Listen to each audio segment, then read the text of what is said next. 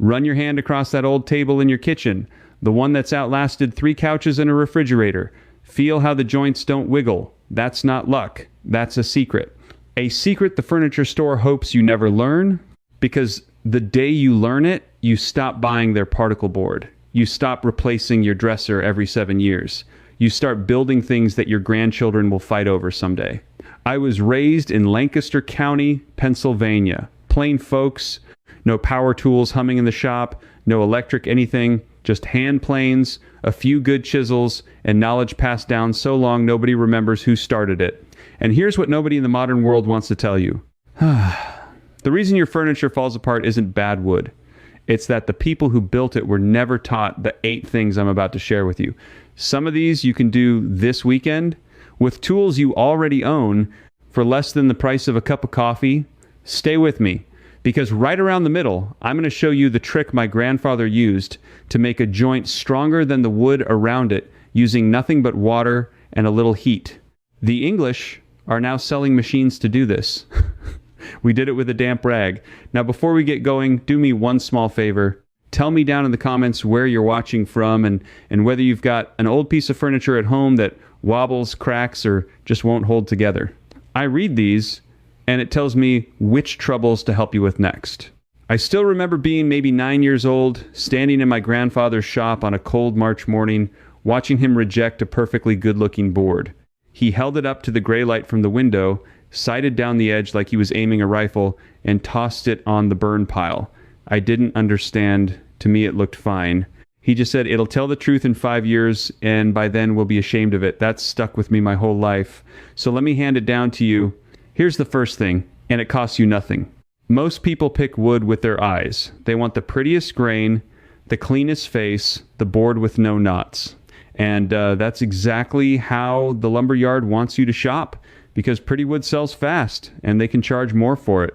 But pretty is not the same as strong, not even close. The thing you actually want to look at is the end of the board. The very end, where you can see the little arcs and lines in the grain.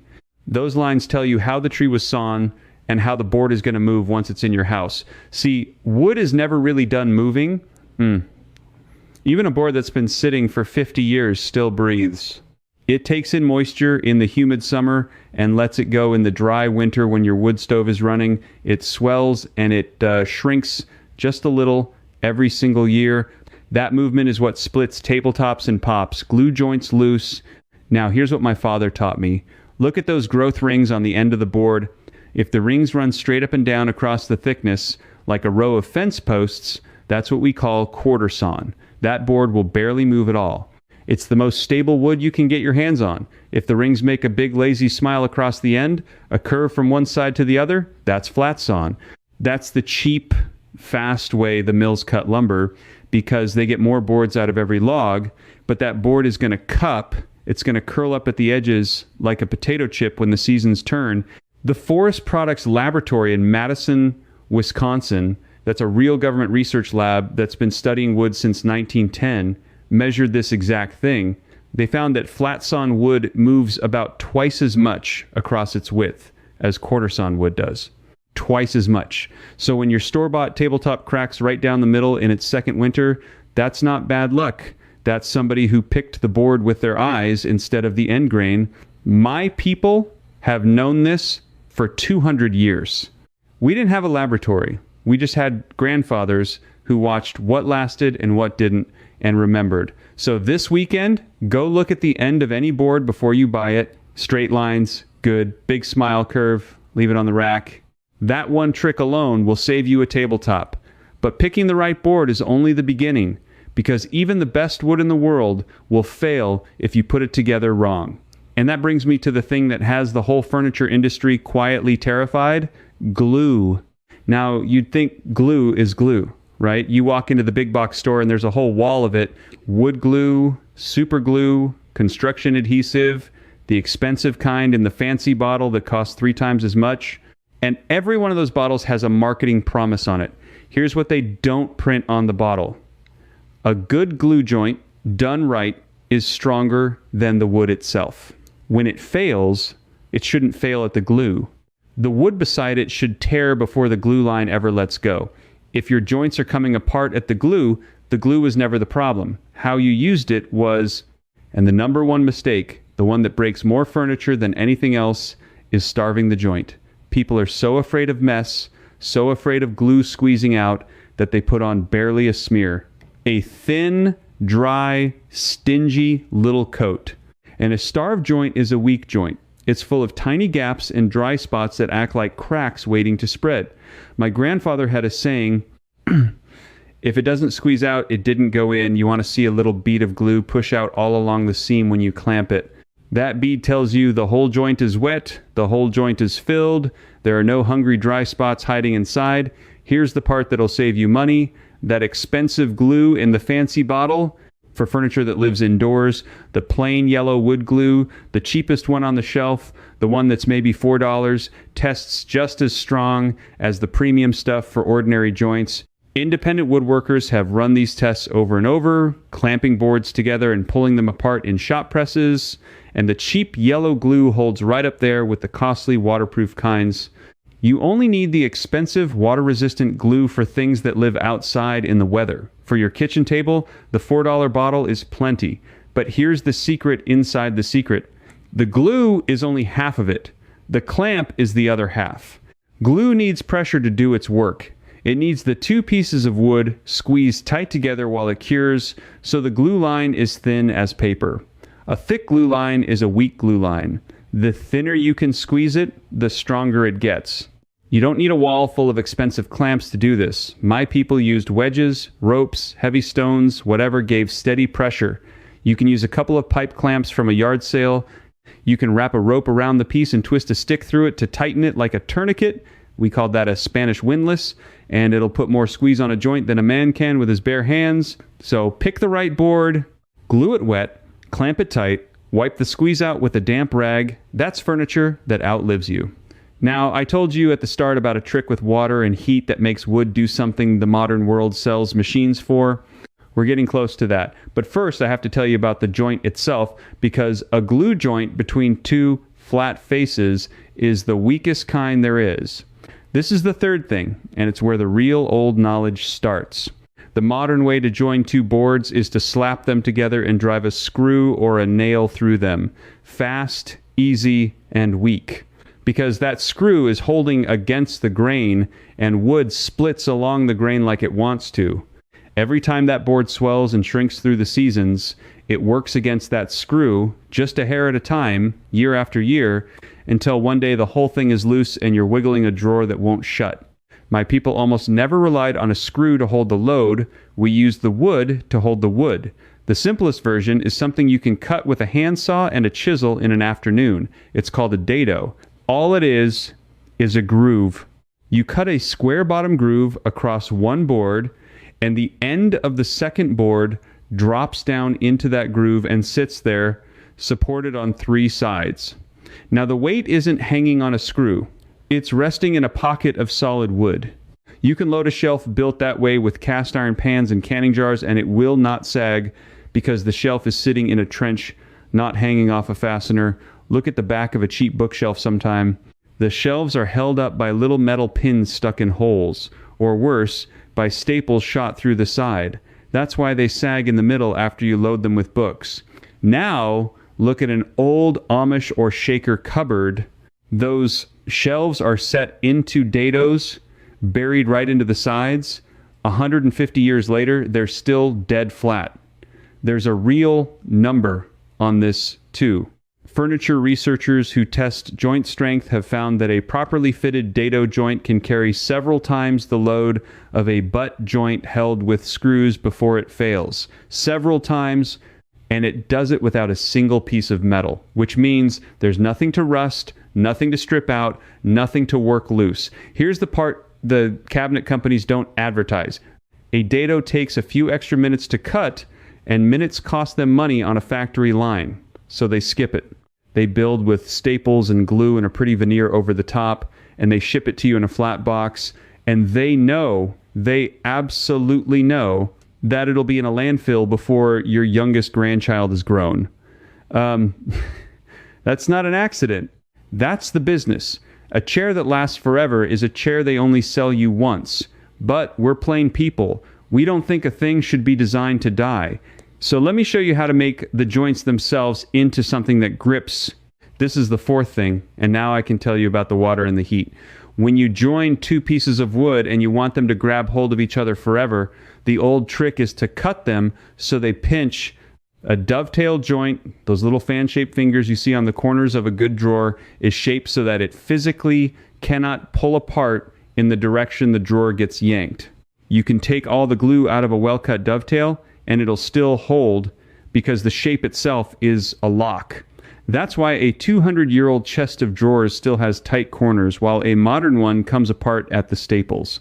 Now, dovetails take practice. I won't pretend you'll cut a perfect one this weekend, but here's the water and heat secret my grandfather used, and it works on joints you already have, and it costs you nothing.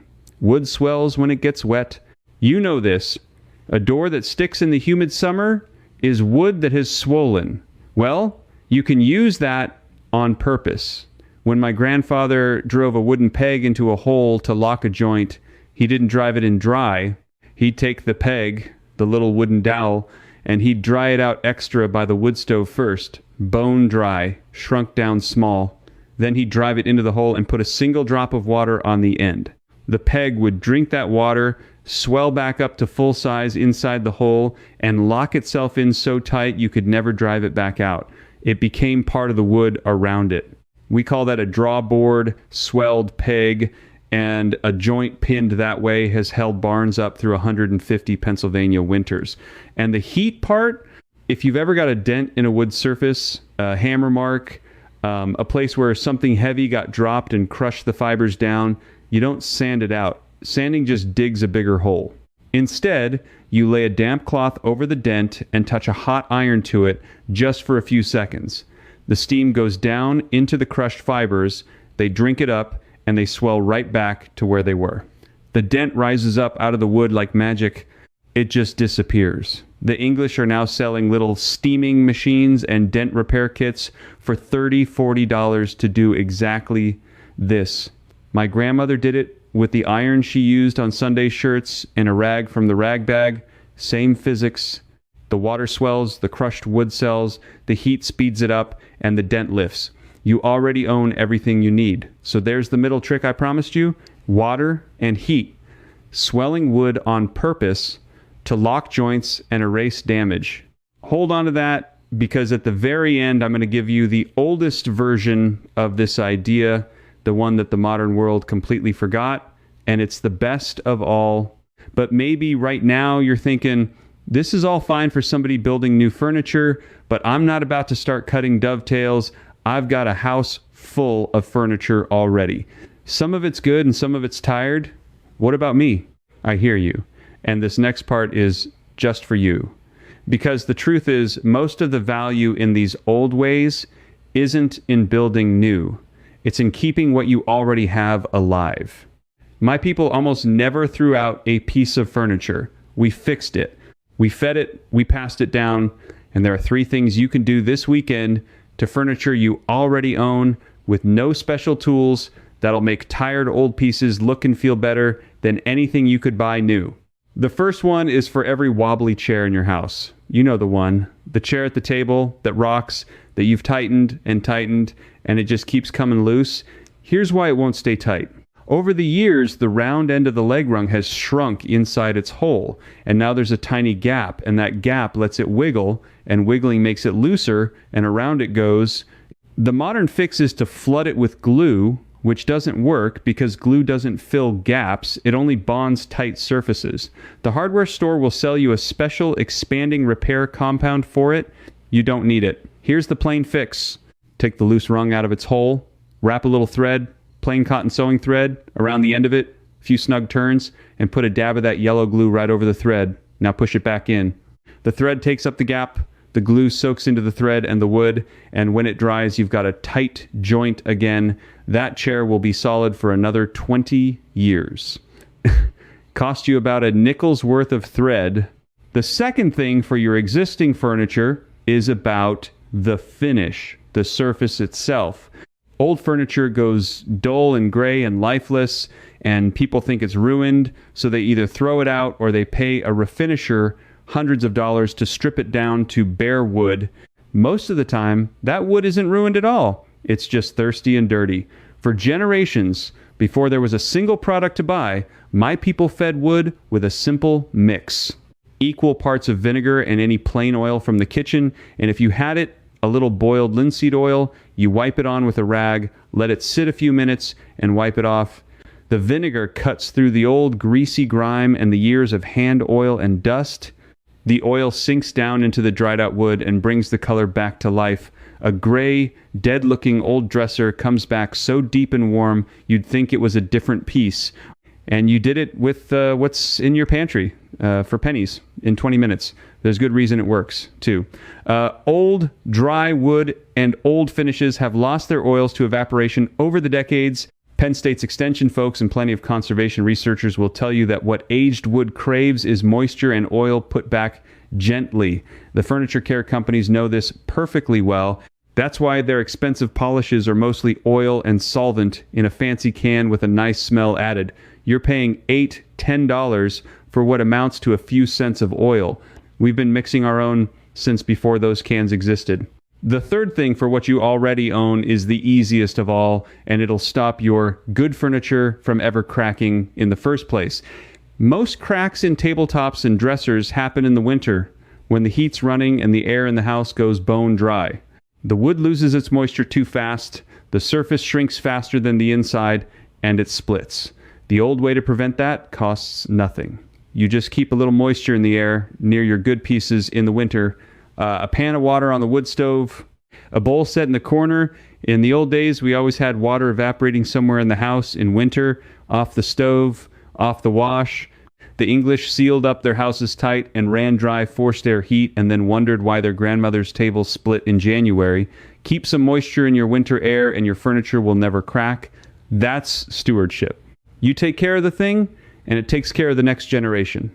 Now, if you want all of this written down in one place, the end grain reading, the swelled pegs, the oil finishes, the floating tops, every bit of it, I put the most complete collection of these plain people methods into a book called The Complete Garden Field Edition, which also covers soil, storage, and old-fashioned pest cures that cost pennies, drawn from the same Amish and plain folks tradition I grew up in.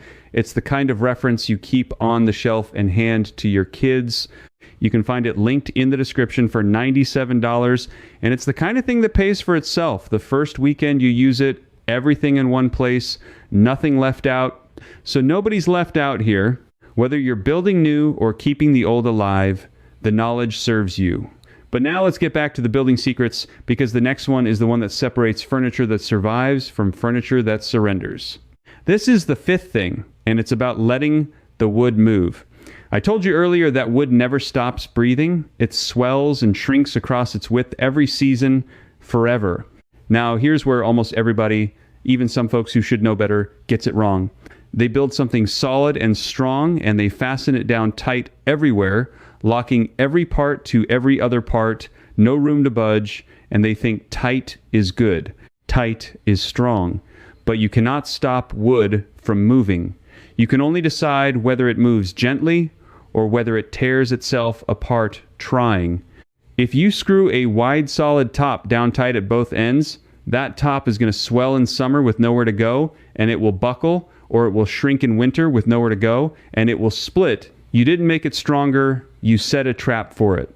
The old way is to let the wood float. You attach a tabletop so it's held firmly in the middle but free to slide a little at the edges. My grandfather used what we called a buttoned cleat, a little wooden tab that hooks into a slot and lets the top slide as it breathes, while still holding it down snug. The modern version is a little Z-shaped metal clip in a groove. Same idea. The point is, the top is held, but it's not trapped. It can grow and shrink with the weather and never crack because you gave it permission to move. This is the single biggest reason old furniture survives and new furniture fails. The factories build tight because tight is fast, and tight tests strong on day one in the showroom. But day one isn't the test. Year 10 is the test. Winter is the test. and the piece that was allowed to move is the one still standing. Think about the cost of not knowing this. A solid wood dining table, a real one, runs $800, $1,000, $1,500. People buy them, bring them home, set them in a dry house, fasten everything tight, or trust the factory that did, and in 3 or 4 winters, there's a crack right down the field of that beautiful top. And they blame themselves, or they blame the wood. It was never the wood. The wood was just doing what wood does. Nobody let it. We've known this for as long as we've built. You give the wood its freedom, and in return, it gives you 100 years. That's the bargain. The modern world forgot the bargain, and an entire industry quietly profits from the forgetting, selling you a new table every decade because the last one was built to lose. Which brings me to the 6th thing, and this one is about your tools, not your wood. Because you can know everything I've told you and still get poor results if your tools are dull. And here's the trick to that the tool companies would rather you never figure out a sharp hand tool does better work than a dull power tool. I'll say that again because it sounds backwards to modern ears. A $2 yard sale chisel, properly sharpened, will cut cleaner, truer, and smoother than an expensive power tool with a worn edge. Sharp is everything. Sharp is the whole game. And here's the secret. You do not need an expensive sharpening system to get an edge that'll shave the hair off your arm. The stores will sell you sharpening jigs and diamond stones and electric grinders, $100, $200, easy. My grandfather sharpened every blade he owned on the bottom of an old coffee mug and later on a piece of wet sandpaper laid flat on a scrap of glass. That's the trick. Sandpaper on glass. You take a few sheets of wet dry sandpaper, the black kind, in a few different grits, from coarse to very fine.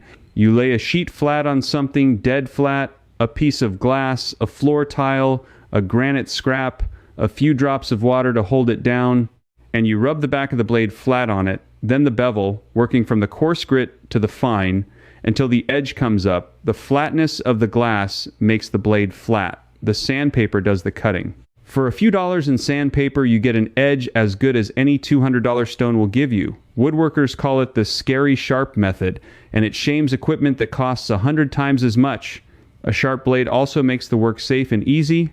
A dull blade is what slips because you're forcing it, and force is what makes a tool jump and bite you. A sharp blade goes where you point it with hardly any push at all. My father told me a dull tool is a dangerous tool. And he was right. Sharp is safer, sharp is easier, and sharp is nearly free. So now you can pick the wood, glue it strong, join it so it locks, let it move so it lives, and keep your edges keen enough to do clean work. We're nearly to the oldest secret of all. But there are 2 more things to hand you first, and the 7th one is going to change how you think about finishing forever. Everybody wants to protect their wood.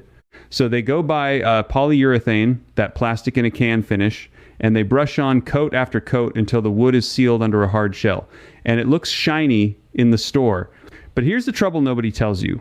When that plastic finish gets a scratch or it wears through in the spots you touch most, you can't fix just that spot.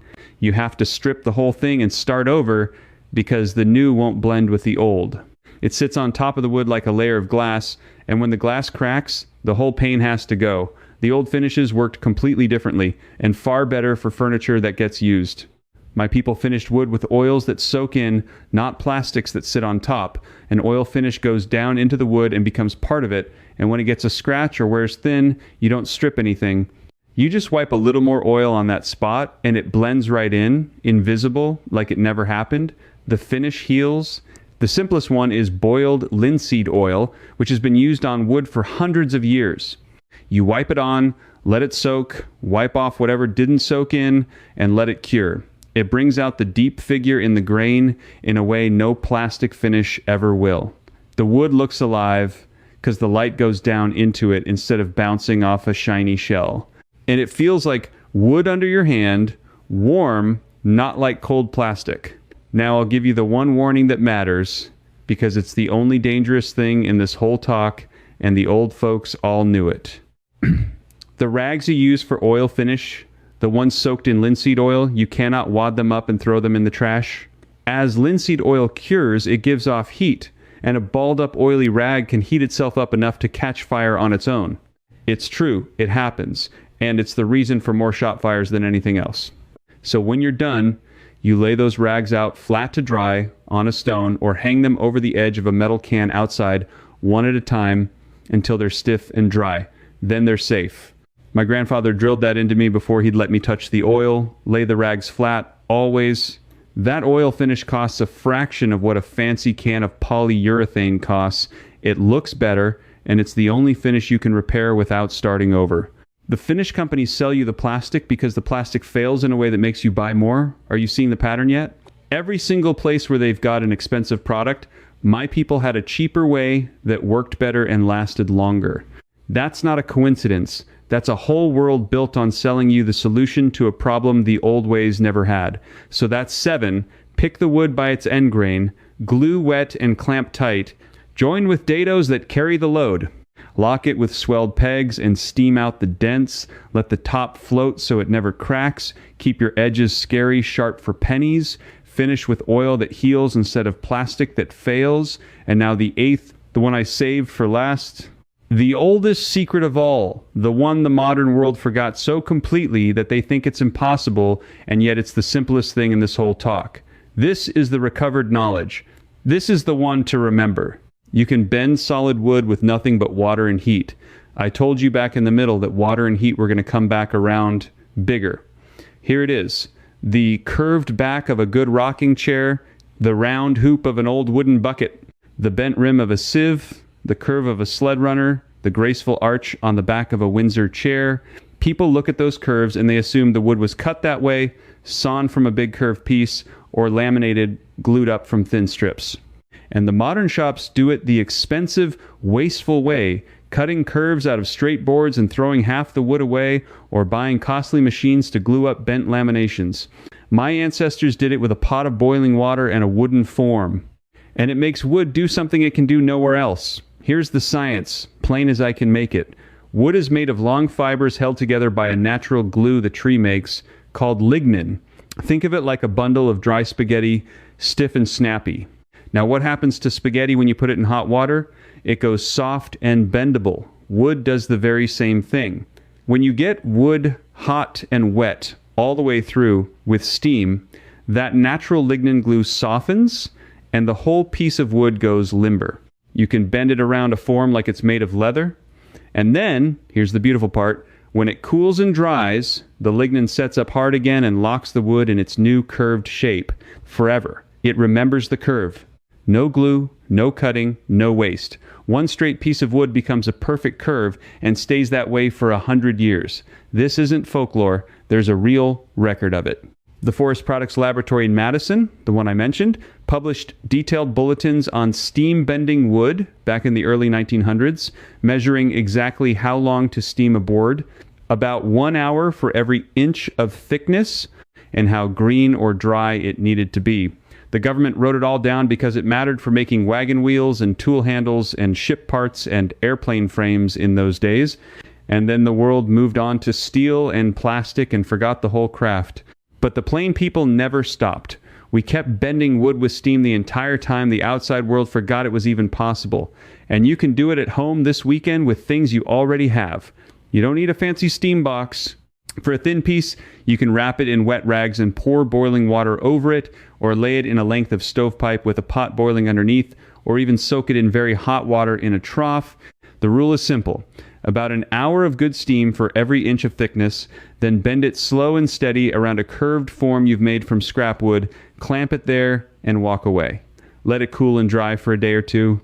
When you take the clamps off, the wood holds the curve on its own.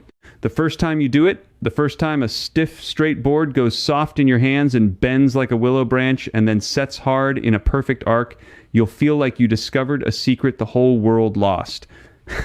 Because you did. That's the thing. They can't sell you. You can take a $1 straight stick of wood and make it into a graceful curve that would cost you $40 or $50 to buy ready-made, or hundreds in a fancy machine. Water, heat, a wooden form, patience. That's all it ever took. That's all it takes now. So let me put this all in your hands plainly, the way my grandfather put it in mine on that cold March morning, looking down the edge of a board. Everything I've told you today, somebody is making money off you not knowing it. The furniture built to fail, the expensive glue you don't need, the dent kits and the polishes and the sharpening jigs and the curved parts. For every one of them, the plain people had a simpler, cheaper, better way, and we kept it the whole time the outside world was being sold the replacement. You haven't lost the ability to do these things. It was just quietly taken off the table a little at a time until you forgot it was ever yours. Well, now it's back in your hands. You're the kind of person who'd rather build a thing once and build it right than buy the same broken thing over and over. You'd rather feed an old table back to life than haul it to the curb. That's not being cheap. That's being a good steward of what you've got, the way my people have always tried to be. Nothing wasted, everything passed down. So do me that favor I asked at the start. Tell me down in the comments where you're watching from, and tell me about the piece of furniture in your house that wobbles or cracks or just won't hold together. Write it down right now, even just a word or two, because I read them, and the troubles you tell me are the ones I'll help you fix next. Don't just think it, comment it, and if you want more of the old ways, the plain knowledge, the outside world set down and forgot, walk with us. Subscribing isn't doing me a favor. It's joining a whole table of folks who've decided to stop overpaying for what nature and a little know-how already provide for free. Next time, I'm going to show you the one thing my grandfather kept in a small tin on his workbench, a single cheap ingredient that he rubbed on every screw and every saw blade he owned, and it's the reason his tools never rusted and never stuck. 50 years in a damp Pennsylvania barn. The English buy 3 different products to do what was in that one little tin. I'll show you exactly what was in it. Until then, build it once, build it right, and let nothing go to waste.